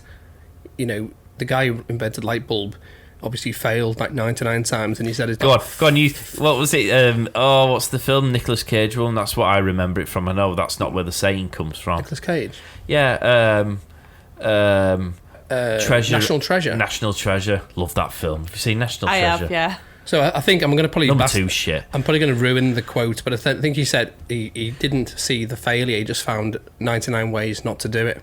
Yeah. And so what Mark's talking about, which is absolutely spot on, it shows that Tony Stark doesn't just turn up and he's got people doing it. He's doing it himself meticulously. Which I love, yeah. Yeah, he's hands-on. He's got the repulsor things, and he's put, because obviously that's why he ends up going through all the roof, because he's got them too powered. So he powers them down, and he's tinkering around, and he's tweaking things, and that's just part of the development. You'd love to be his builder, wouldn't you? Yeah. I mean, Imagine if you got that gig. I know. Oh my God. Game over. Yeah, he'd be just constantly busy. You'd be on a retainer, wouldn't you? Constantly repairing and redecorating Every day, and because stuff. every day he would do something, wouldn't he? Yeah. Yeah. Well, he did. I mean, some days he just walked in and deliberately started tearing it up to build his arc reactor. That's I right, know. he did, yeah. Yeah. So, ideal customer. Not a very good neighbour, but ideal customer. True. No, but I love that. I love the depth of his character, which is why I loved him so much. Again, it goes back to like how intellectual he was and how thorough he was and meticulous. I like thorough and meticulous people. What have you got in your notes then? In your thorough, meticulous way? Well, the ending is epic. Well, the ending... the ending is interesting. I'm going to actually refer to a different part of the ending, which I feel is epic. And it's probably not the bit that you think. At the press conference when he's been given That is the epic brief. bit. Oh, is it? Yeah, it's before the other epic bit. But it's more epic than I suspect you realise. Are you speaking a foreign language? Yeah, well, okay. Why do you think it's epic? In fact, I suppose we should tell Mark. Because you just keep saying epic. And he's like, do you remember that epic bit? No, not that epic bit, because that's a bit epic. What fucking bit? Well, when, because obviously he's been hiding the fact that he is Iron Man. Very badly. Well, he hasn't been hiding it. Just no one he's knew literally Iron Man there. existed. Well, they don't know who it is. Yeah, and then he was. Well, no, they do, because there's a press junket and then he's like, "I'm Iron Man." No, at the end he does, but when That's he's flying around, blowing up tanks with a little fart and things. Obviously, but we're talking about the end just now. tell me the epic bit, will you, Ishtar? Yeah, that he says he's Iron Man. Is that it? Right? Wow. Yeah, I didn't really find it as epic as you made it sound there. Well, I suppose it is that you wouldn't necessarily have expected it. No. But that's actually a massive impact on the universe because Marvel made a very conscious decision that they weren't going to give people secret identities. Well, that was ad-libbed. They didn't know he was going to do that. Oh, right. But that's something that they do go on to do. So Captain America, everyone knows who Captain America is. It's not the Superman he puts glasses on and no one recognises him. Or Batman with the cowl thing. DC in their universe are very much stuck to there are two different personalities for each superhero. There's the superhero and then there's the real life version. The real life unknown identity or a person, or rather the other way around, I'm sure. Whereas Marvel, possibly off the back of that bit of improvisation, decided no, we don't want the headache of he's got a pair of glasses on so no one recognises it's Tony Stark. Fits into his character though because he's arrogant, isn't it? He is, but they follow it through, don't they? Yeah. Captain America's not. Captain Marvel is known. None of these people have a secret identity. Most don't, simply because I think they're grounded.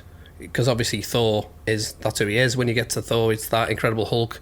I suppose later they know who he is simply because he causes a lot of damage. But there's a few Spider-Man. They don't know who he is. Who? What? Spider who? Spider-Man. What? Spider-Man. What? Spider-Man. There's a few who do have a secret identity, and the reason for that is because it's dangerous for them to be known. If they found out, it would cause problems. But a lot of them, it is kind of them. So they're not playing an alternate person. So, for example, Doctor Strange is Doctor Strange. You with me? Yeah, but people don't know about him because he's not publicly going out going, "Hello, people, I'm Doctor Strange." No. It's a bit like a secret agent in MI5 that they just don't tell anyone because they can't do the job if everyone knows who they are. But they're not maintaining a secret identity as such. I think you've got the characters who have a dual character, and there's ones who kind of become that person and end up being that person, like forever, who've been taken from obscurity and become the character, if that makes sense. Anyway, now we could spend time on that, but we don't need to. Post-credit spoiler. This is the first post-credit spoiler we can actually very openly talk about because this is technically the first one anyway. Huh? Well, Iron Man came out first, so this post-credit spoiler doesn't spoil anything that you either haven't already seen or will be seen in the future. No, it is what it is. Yeah, well, it linked back to Captain America and Captain Marvel. This one, Yeah, I did. beautifully, because Explain. so I'm quite excited that we can actually talk Do about it. the Yeah, first absolutely. I mean, Nick Fury. I did miss him during this film. He's got less hair and one eye in this one, though. I Hasn't know, but No, you don't. my god, I was literally dancing around the room with excitement when he was like, Holding your throat. no, because this wasn't gory at all. Sweating. I did have sweaty palms because I was excited. Seriously. Your popcorn And he was must like, be dripping. yeah, no, you don't want to share with me next time. That's why it was all salty. No, we know. Next time I'll get my own popcorn, thank you, out the box. Literally, do you want some popcorn? Why is it all salty, Ishtar? That was my fault. But it was brilliant that like you saw that coming together and that he was then being invited into the Avenger like team. I mean, oh my god, I'm still buzzing about it now. That was probably the best post-credit spoiler I've seen so far. Yeah, because I didn't watch the first one from Captain America. I did watch Captain Marvel's post-credit spoilers and then this one. So, when I watched this post-credit spoiler the first time, it didn't mean a huge amount because I didn't know who the bloody hell the Avengers were. I got absolutely no idea of what the Avengers Initiative was in any way, shape or form. To me, it just suggested that this was the first of more films. Having watched Captain America and Captain Marvel, it does lend a lot more weight because you have a bit of an understanding that there's been a long-term plan that's now sort of been brought to fruition. Yeah. I suppose in your case, because we're still only at Iron Man 1, there's still a lot you don't understand and appreciate that is quite exciting for where this now starts to go.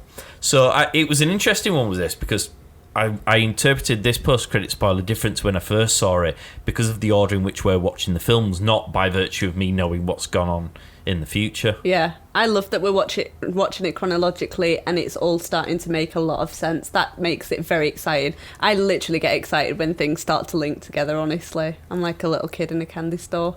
What did you think? Do you care? On the rewatch? About this epic spoiler? Yeah. Post-credit. I wouldn't say it was epic. I know, but I was just using the word epic because you like everyone it. loves the epics, but I don't love it. You love it.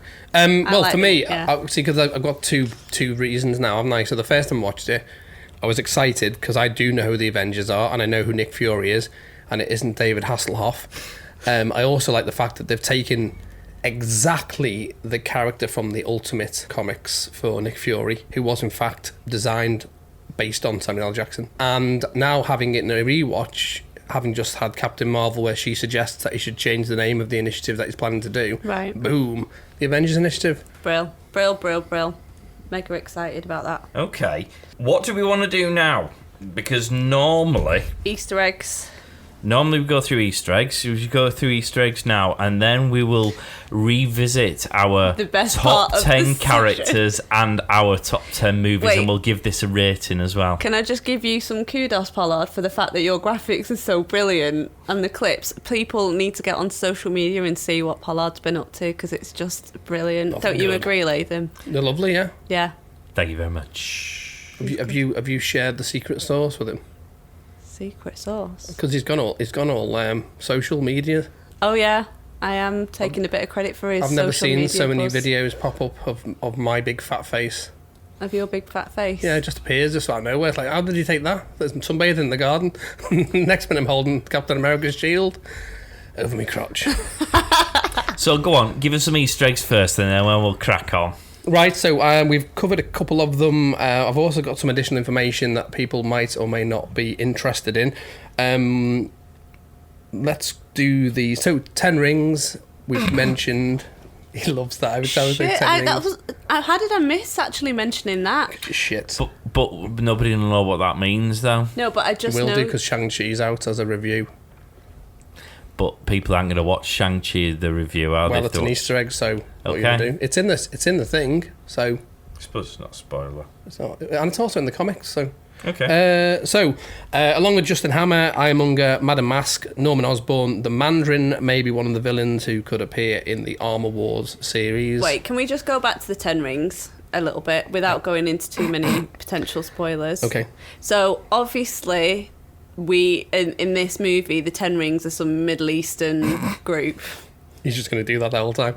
Yeah, okay, let's get into context of the fact you've not seen any movies ever. So the 10 Rings is an organisation that was seen by Raza as controlling, and in the comics, the Mandarin controls the 10 Rings. So again, not a spoiler, it's factual in the core scripture. Okay. And... the Easter eggs that we see, apart from the flag that was teased in the background, is... He's going to have another little cheeky giggle. Raza is fiddling with his ring. That is also a symbol of the Mandarin and the group. No way. We see the prototype Captain America shield that was planted, which was a scene between Pepper Potts and Iron Man, and I think he uses it to prop up his what's it called? What's he using? His collider. What's it called? What's the thing he's making? Doesn't he use it? Am I jumping ahead to Iron Man? Oh, yeah, no, that's right. Yeah, he uses it to do his, what's the big circle Arc thing? reactor thing. Reactor, yeah. So he gets his spirit level out, doesn't he? And then it's obviously off. So he just grabs this thing and just attempts. It's a prototype of Captain America's shield. No way. Did you not see that? No, but I'm going to go back and rewatch it. It's not the Marvel rewatch show. Hey, it is Marvel rewatch. When your Easter eggs are this good. The ringtone on Tony Stark's cell phone is the theme from the animated series. Roxanne, during the fight scene that you loved and you thought was epic, is seen in one of the buildings in the distance. Now, Roxanne in the comics is one of the villainous corporations. It's been seen across the whole MCU. It's been seen in Hulu's Marvel Runaways, Cloak and Dagger, and also Agent Carter. Again, seen in this. Again, I mentioned Ultimate Nick Fury, that Samuel Jackson was basically the likeness of him was used in the Ultimate comic of Nick Fury.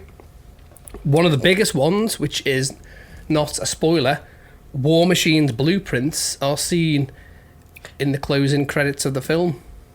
And also, do you want to explain who War Machine is? Because if she's looking as confused as I suspect anyone else who's listening to the show who isn't Marvel aware. Okay, so the Mark II armour, the shiny armour that you see, is kind of essentially taken by the government and retconned, or not retconned, it's refurbished. Because Rhodey says, "I'll see you soon" in the film, doesn't he? He says... He even looks at it, doesn't he? Yeah, well, he pauses and says next time. Yes. Not for him, though, because he got sacked. But obviously, War Machine blueprints are shown along with other variants of the Mark I and Mark III Iron Man suits. Interesting. And that becomes War Machine, but also was for a while Iron Patriot. And James Rhodes essentially is given that by the government to use, I suppose, arguably as oversight. Okay. Again, continuing his character development with Tony Stark, but also when Tony Stark just fucks off because he's in a suit, there's not much Rhodey can do, is there? So they've got a suit for him. What else have we got? Oh, Fing Fang Foom is seen now. Bless you. So this is, if you haven't listened to our Shang-Chi, do it, mate. Do your... Shang-Chi. There you go. There's cultural misappropriation right there. If you want to tune in and listen to our latest show on that, Fing Fang Foom is a comic villain. It turned into a chrysanthemum.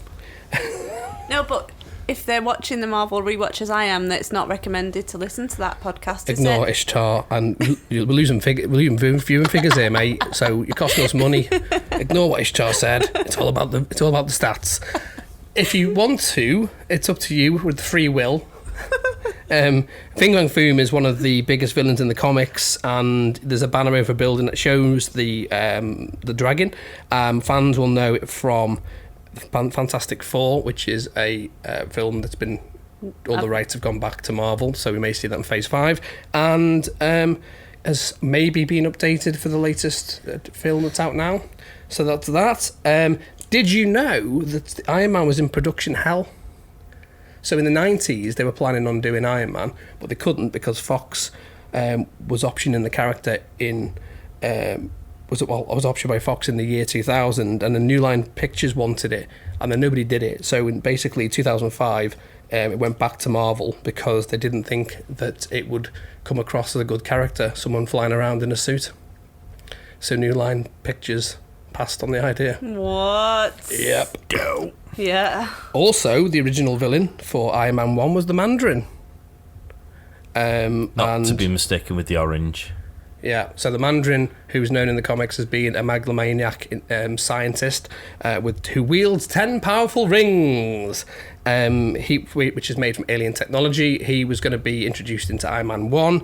And I'm glad they didn't, because that would have been too magical and mystical far too early in this. You know, I don't think I'd have bought into that. It felt too silly. Absolutely. Well, Jon Favreau got that excited that in a 2006 Comic-Con, he basically blurted out that he was going to be the villain, and then backpedaled later on saying it wasn't actually mentioned as a concrete thing. By the time they started filming, Obadiah Stane was the villain. I like it's an unfortunate surname. I love that name. Well, he's got a son Obadiah's called great. I was going to say. He's got a what?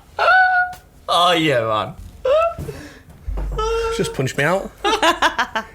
Did say she's missed it? I missed it. You say it, I've said it once. Well, Obadiah Stane, he said he's got a son called shit. They've reimagined Obadiah Stane because You can't say his name now. He's just done the snort laugh. But it's not like that. It's funny. Like, he just takes all the oxygen out of the room. It's like cabin decompression. I'll be holding on to that pole. In the comics, Obadiah Stane tried to take over Stark Industries, but obviously in this film, he's the father figure to Tony Stark. The other thing that's coming out is Ironheart, which is another Disney Plus show, which I think is going to be a complete woke fest. However, in the comics, and the comics only didn't do that well, they got cancelled after 12 episodes. That might be a complete shit stain. And then finally, which I don't know whether we can put this in, I'll leave you to decide, there is a Spider-Man Far From Home reference. No. Missed it anyway. Fantastic. Well, those were some great Easter eggs. Thank you, Latham. If they make it to the final cut, no. To be fair, he's right what he's saying. It is difficult because you're trying to get a balance to what is in the comics and what you can actually talk about because you don't know. Right. What I'm going to do is we're going to go around and we'll see where this fits into your top 10s, and you can give me your mark out of 10 for the film itself when you're doing that. So, we'll start with you, Ish. Where does this film sit in your top 10? Now, on the basis we're on film 3, there's still plenty of... And I suppose, again, to reiterate, if this is the first show you're listening to, we're going to give each of us has got 10 places to pick our top 10 Marvel movies and our top 10 Marvel characters. And every time we watch a film, we're allowed to adjust that list to suit what we've just witnessed and enjoyed. So it's dead easy in terms of picking the film. The characters might start getting a bit more difficult as we sort of head now towards 10 characters or so. So let's start with you. And what did you think about this film? What are you going to give it out of 10? And where's it going to go on your list? Now, would you like me to read out what your list is at the minute? Please. So you've got number 1, Captain America, which you gave 7 out of 10. Yeah. And number 2, you gave Captain Marvel, which you lynched with a 6 out of 10. Yeah. So where's Iron Man going in this list, and what's it getting out of 10, and why? Okay, Iron Man, the best film we've seen so far, without a shadow of a doubt. I would give this 9 out of 10. Okay. Oh, shit, that's quite high, isn't it? I don't know if I'm peaking too early, but... No. So, Weird ref. there's loads of jokes I know. I know your We haven't got audience, time I've for just those. realised exactly. Okay. Why? Because it was just the most entertaining in terms of the characters. I bought into Tony Stark. I bought into Pepper. I like the big bad. I like the technology. I like the intellect about it. I like the fact that there weren't any aliens in it, to be honest, because it was more realistic. I liked it because Coulson. I liked the post-credit spoiler. I mean, this was just... I mean, a film that makes my palms sweaty and my neck hurt should... gets a good rating from me, period. They are the shittest metrics ever. They're not really. So it's basically self-flagellation, isn't it? It's emotion. It's when you get emotion for a film, that means it's a really good film. I was literally engrossed in it. I actually watched it twice. My colostomy bag's not full by the end of it. It's not a good film. So, yeah, 9 out of 10. Wow. First on the list. Wow. Bloody love it. What about you, Latham?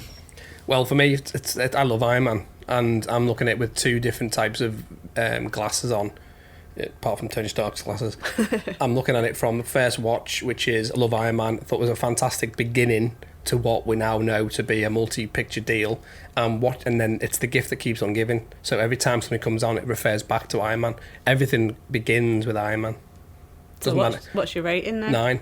Oh my god, we seem to be rating at the same level. I mean, you're doing it for different reasons. I mean, can I just stop you there, Ish? Actually, Leave this in. all of his films have been a different score. So, Mark, you gave Captain America 7 out of 10, Yeah. and you gave 8. Captain Marvel 8 out of 10. All right, yeah. So, not only did he have them the other way around, he also gave them No, a but different I score. gave... Wait. Have you got mentalism going Oh, on? shit, Because you Ben. literally say one word which means the opposite of what you say. I thought can't we believe did- how in tune we are. I thought we did Marvel at 7 each. No. So Latham's top 10 at the moment is number 1 Iron Man 1, 9 out of 10. Number 2 Captain Marvel, 8 out of 10. right. And My Captain bad. America, First Avenger, 7 out of 10. You know, we're only 3 movies in. So I how know, are you but it gonna was manage? really close, wasn't it? 7, 8. It's very similar. My point being that, we were... But not the same. I'm obviously sort of aligned to where you are, which makes me feel really good, because it's not like I'm saying it's a 9 and you're saying it's like a 5. you're saying it's a 9 and I'm saying it's a 9, and then I'm saying it's a 7 and you're saying it's an 8. So actually, You know, when you open your mouth, you know nothing you say makes any sense. I need to lie down. Well, COVID's kicking in. He's got COVID sitting next to you. I need to lie down before next week's Yeah, episode. just say things after you've thought about them, because they're not aligned at all. Literally, mine are. No, they're not at all. Pollard, aren't they a little bit No, aligned? if they're aligned, they're the same. Okay, let me just reiterate what I said before in case anyone missed it. Ishtar, Iron Man, 9 out of 10, number 1. Mark, Iron Man, 9 out of 10. So that matches. That's aligned. Ishtar, number 2, Captain America, 7 out of 10. Mark, Captain Marvel, 8 out of 10. Not aligned. Number 3, Captain Marvel, 6 out. I suppose you've given the same 2 scores for Captain America and Iron Man, but your Captain Marvel, it makes a big difference. Yeah, what you're doing is averaging. That's what I meant. Right, okay. And I don't have We've got the visual there in the front. end, eh? Oh my god, send us a copy of that. It might save an argument next week. Right, So, never ever accuse my scoring as being mental. Similar because to mine. Would anyone like to ask me what I sorry, think? Pollard. Sorry. what's yours? You finished having So your we haven't got time now. tete-a-tete. Tune in to us next time because we ran out of time with your scoring. Pollard, what's your scoring? I don't know if I want to tell you. It might have gone 10. I'm giving this 9 out of 10. Oh wow. Oh, we're like aligned, aren't we? Oh my We god. are. High five. Sweaty palms, but that's okay. Don't know. Oh, salted sweet corn. Sweet corn. Okay, whatever floats your It's boat. corn, isn't it? So it's fine. Yeah. Yeah. I number 1. This was the first Marvel film, and I'm ignoring Hulk for the purposes of this conversation. This was the first Marvel film, and so this got me hook, line, and sinker into the whole concept. It has to get kudos for this. Number 2, it's a fabulously entertaining film from start to finish. It's just non-stop tension, comedy, action. It's just fantastic all the way through. I was really struggling because I kind of didn't want to give it more than Captain America because I love Captain America so much. But actually, in the cold light of day, it is better than the first Captain America movie, albeit marginally. And I didn't want perhaps my prejudices of Captain America as a character throughout the universe to perhaps cast a little bit of a prejudice on where I rank this film. This film is definitely one of the strongest ones of the MCU without any shadow of a doubt, and it was a banger way to start off a whole new universe. It got me involved, so it has to get the best score out of the 3. Wow. So at the moment, mine is Iron Man 1, 9 out of 10, Captain America, 8 out of 10, and number 3, Captain Marvel, 7 out of 10. Right. Favourite characters. Now, I do feel like I'm going to have to start sending you the list because this is going to get awfully It's getting complicated. really complicated already. I think Latham should go first because I always like to know what your thoughts are on the characters. Well, would you like me to send you the current? Get easy, Iron Man's top. So let's start off with that. Well, let me send you your list. Is it? Have for you now. WhatsApping it? Okay, so you ready? Yeah. I literally wait 2 weeks for this moment. So we're going to have to, without a shadow of a doubt, I'm going to send the list at the end of this show. I think I'll send you the list. That would help. And then we can have it, time to think about it. It didn't occur to me. Right, so let me get to right. So Latham, let me read out your list at the moment. So number anyway, I won't finish that because we'll get a lawsuit. So your favourite characters: number 1, Talos from Captain Marvel. Number 2, Red Skull. You're going very baddie, front loading. Number 3, Bucky Barnes. Number 4, Captain America. 5, Peggy Carter. Agent Peggy Carter. Number 6, Ronan the Accuser. Number 7, a name Armin Zola. I wasn't going to attempt that. And then number 8, Nick Fury. A lot of baddies on there, aren't there? I love a baddie. Okay, Yeah, so you do. we're gonna move up this thing to Iron Man is number 1. Yep. So we can move them down, make it easier for now. Okay. Because I'm going to keep Nick Fury at whatever it is, which will probably move down to number 9. Yep. We're going to throw in Happy Hogan at 10. Oh, I forgot about Happy. He wasn't really in the film that much. How are you? All right, we're not. Because I obviously, as you're well aware from last God, season's episode, tactically choose my Well, characters. you see, this causes you a problem because you can't now add anyone else to your list. No, but I can delete ones now, can't I? Well, I suppose you can, yeah. Which I've purposely moved them down to allow them to fall off the list organically. Well, they're not, because you've just put Happy Hogan in at 10, so he'll fall off organically. That's great. That's exactly what I want. Okay. Right, but then does that mean Fury's going to fall off the list? Can you not move Fury up the list? My list, love, just shut up. Yeah, you can move them around anywhere. Okay. I might move him to number 11 because obviously that's a good score, isn't it? So, we got Iron Man's number 1. We've got Happy Hogan at number 10. Yeah. And number 9, we'll throw in Pepper Potts. Is that above or below Fury? I'm going to put it above, actually, yeah. And what I might do... Wow, that's really low. For now it is. Don't you worry, love. Don't you worry. It'll make sense. I'm going to remove Armin Zola. I'm going to... This is going to get all but we need to give him a 24 hours to shuffle this. I need 48. Well, actually, to be fair, if you want me to do that, I can certainly do that. I'll make it easy for you. I'm also editing. I remove Armin Zola and throw in Ironmonger. And I'm going Ironmonger because that's the character that I like. That's Obadiah in his suit. But It's a shitty stain. Latham, you don't like Obadiah more... You like Red Skull still more than Obadiah? Yeah, I do, yeah. Really? Yeah, well, think what he can do. Obadiah's just a man in a suit. What can Red Skull do? Massive. Massive. But Red Skull's dead. As I said, don't start this conversation again. Tactical voting. Continue. Yeah, so that's it for now. Okay. Yeah. Splendid. Some jiggity pokery, but yes, some tactical manoeuvring after dark. Now, Ish, do you want to go next? No, you go. Okay, so I've gone in quite hard and heavy with this one. I've gone in with, well, I've considered 5 characters in my list, but actually, because that now takes me up to 14, there's people who are going to lose out. So I've got Captain America number 1, new entry, number 2, Iron Man. Number 2. Yeah, because I prefer Cap. I'm Team Cap. Number 3, Coulson. Gotta love a bit of Coulson. Defo. Number 4, Pepper Potts. So 2, 3 and 4 are all associated with this film largely. I haven't put Coulson in before now because I think this is the first time we get to see sort of the funny, cute, cool little Coulson knocking about. 5's Nick Fury. 6 is Talos from Captain Marvel. 7's Peggy Carter. 8's Red Skull. 9's Bucky Barnes. Number 10 is Jarvis. Because I like Jarvis. I would love to have a Jarvis in my life. I know we've got Siri, but Siri's a pain in the ass and never does anything and interrupts you while you're recording because you mention the word Siri and he goes, hello, how can I help you? And you go, fuck off. Which means that in number 11 I've put the hand machine from Iron Man because I love hand machine. Number 11? Oh, God. Yeah. Well, I can only have 10, so he misses out. Flurkin, who was in my top 10, he's dropped out. Oh. Captain Marvel is below Flurkin.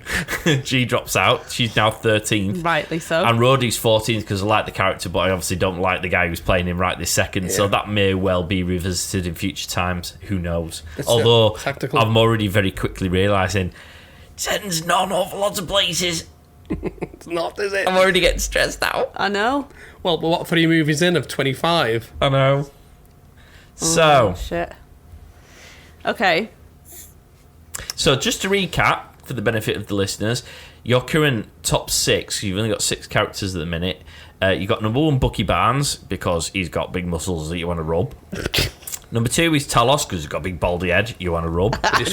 Number 3, Red Skull, see Talos description. 4, Captain America. You hater. Number 5, Nick Fury. And number 6, the big pussy in Captain Marvel. Would you want to rub? I can't even when you say that. Right. Iron Man number 1. Ooh. Above Bucky? Yeah. Why? Sorry, Bucky. His character had more depth and in an attempt to be less superficial, I'm trying to make amends somehow. 2, Bucky, no. So 2, Coulson. So you're putting Coulson above Bucky? Yeah. Wow, Bucky's... Wow. I think Bucky must have farted in bed. Then put your covers over your head. Poor lad. Have you rung him to tell him or did you text him? No, I'm going to put him on Instagram. I've been tagging him in everything. Did you dump him via TikTok? So you've been spamming the shit out of him on social media now. You just Basically, ditched him from first to third. Every opportunity I get to tag the character and the actor, I'm totally doing it. Oh, my word. Yeah, because it might make us famous. Anyway, so Coulson's 2, Bucky... So Pepper, 5. Above or below Red Skull? Above Red Skull. And that's it. Oh, wait. And Big Bad, I'm going to put him in 6 above Red Skull. So Obi. Obi's in 6. I liked his character. So you're putting Obadiah Stane above Captain America? Yeah. Jesus, Mary and Joseph. Well, Who invited her? But this You? is my favourite film. Yeah, Mark. Can I retract my invitation? Fucking Captain America down at number 454. Look, this is the best film I've seen so far, so pretty much every character in this film is going to be like the top. What, including the cleaner? No. Obi Stane, yeah. Obi Stane. That's what I call him. Me old mate Obi. So, yeah, now it's Iron Man, Coulson, Bucky, Talos, Pepper, Obi, Red Skull, Captain America, Nick Fury, and the Flerken. I'm happy with that. Okay, so that brings us then to this episode. What's the next show we're going to be watching? Iron Man 2. I don't think those lists are going to change that much then. Which should make next week's episode really quick. Well, maybe like that. I'll just recycle the notes I've used for this one. Yeah, just cut and paste to a Michael Bay. But is it like a good storyline? Well, we're not telling you. You're going to have to watch it. Okay. We're not giving you any insight. What I'm saying is, because it's Iron Man 2, if you liked Iron Man 1, your top one probably may well be... I'm assuming that there's a new Big Bad, though. Yeah. Well, no. They just basically bring everyone back from the first one and go, well, you know that woman who never saw us before? She liked us. Let's bring us back for Iron Man 2. I'm looking forward to it. I'm all on the MCU train now. Well, check us out on social media. We're on Instagram, Facebook and Twitter at The Two Marks, where you can see all our posts. You can see some of the stuff that with some of the cuts and the clips. We'll post our top 10s on there so you can all enjoy the wonders of our insights. That's always a treat. I never know what's coming. I love it. As I've already said, Captain America and Captain Marvel are already out there for you to listen to. Marvel so go and listen. Yeah, well, it will be at the time of this coming out. True. And this one will be out 2 weeks after the Captain Marvel. Yes. So whatever date that is.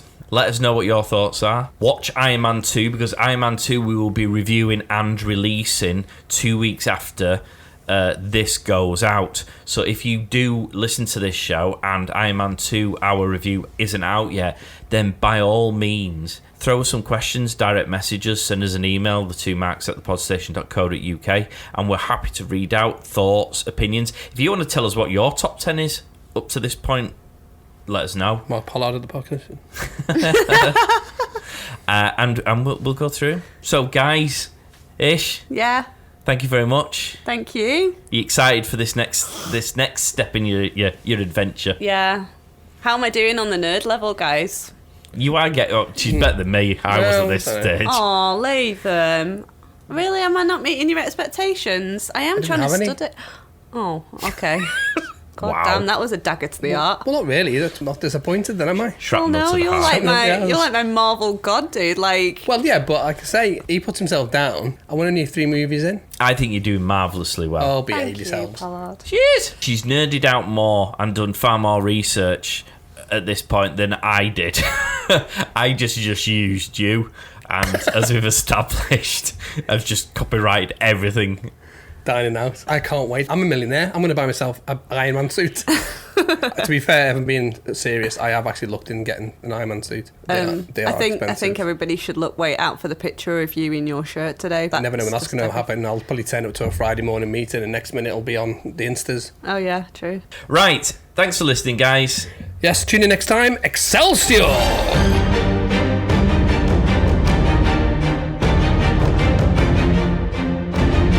Get social at The Two Marks on Facebook, Twitter, and Instagram. Also check them out on YouTube.